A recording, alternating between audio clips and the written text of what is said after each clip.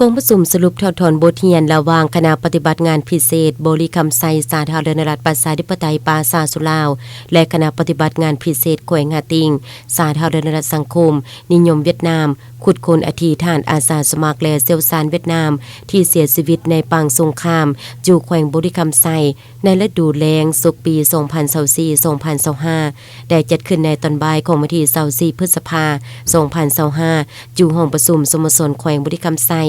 ฝ่ายแขวงบริคำไซน้ำโดยสหายคำเวนปัญญานุวงศ์คณะประจำภาคแขวงห้องเจ้าแขวงหัวหน้าคณะปฏิบัติงานพิเศษแขวงบริคำไซ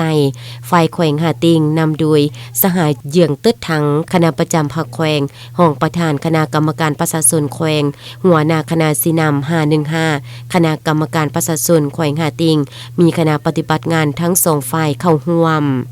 สหายคำเวนปัญญานุวงศ์ต่างหน้าให้คณะปฏิบัติงานพิเศษขุดค้นอัฐิทหารอาสาสมัครและเซลซานเวียดนามที่เสียชีวิตในปางสงครามอยู่แขวงบริคำไซในฤดูแล้งสุกปี 2024-2025 อยู่แขวงบริคำไซได้รายงานให้ฮู้ว่าหน่วยปฏิบัติงานพิเศษทั้งสองแขวงพวกเขาได้ประสานสมทบร่วมกันเริ่มจะตั้งปฏิบัติแต่วันที่23 ตุลาคม 2024 จนถึงวันที่20 พฤษภาคม 2025 รวมเวลาปฏิบัติหน้าที่ในการขุดค้นทั้งหมด128 วันมี38ครั้งลงขุดค้นตัวจริง425ครั้งได้แบ่งออกเป็น2จุที่1ประจำอยู่เมืองปักสันและจุที่2ประจำอยู่เมืองเวียงทองนอกนั้นยังมีประชาชนผู้ให้แหล่งข้อมูลติดตามไปนำตามแผนการคาดหมายในสุกปีผ่านมาจะสู่ศูนย์ขุดค้นให้ได้850ห้างแต่ขุดค้นตัวจริงได้เพียงแต่3ห้างในทั่วแขวง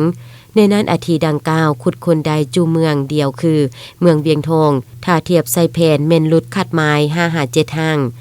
งบประมาณทั้ง2หน่วยงานแม่นรัฐบาลส่งประเทศเป็นผู้สนองให้โดยการขุดค้นตามข้อมูลเก่าเฮ็ดหน้าที่ทางเก็บข้อมูลใหม่ไปพร้อมสภาพเส้นทางจูห่างไกลใช้เวลา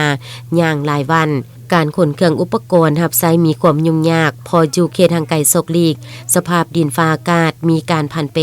เฮ็ดให้การจะตั้งปฏิบัติเวียกงานหลายครั้งพบความยุ่งยาก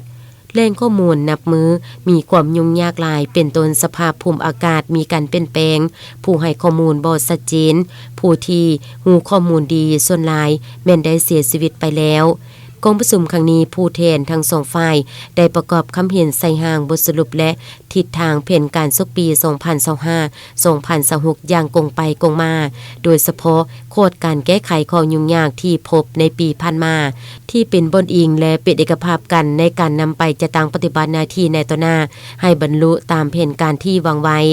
เพื่อเป็นการยั่งยืนผลงานการปฏิบัติหน้าที่ของคณะปฏิบัติงานพิเศษทั้งสองแขวงเจ้าแขวงบริคำไซและเจ้าแขวงหาติงได้ตกลงย่องโยสมเสยกลมกองบุคคลที่มีผลงานดีเด่นในการนำพาสินำก็คือการปฏิบัติหน้าที่และญาสุกปีผ่านมาอย่างสมเกียรติพร้อมนั้นหัวหน้าคณะปฏิบัติงานพิเศษขุดค้นอัฐิทหารอาสาสมัครและเซลซานเวียดนามที่เสียชีวิตในปางสงครามอยู่แขวงบริคำไซได้ลงนามเซ็นบทบันทึกร่วมกันในการรับรองเอาทิศทางแผนการในสุกปี 2025-2026 เติมอีก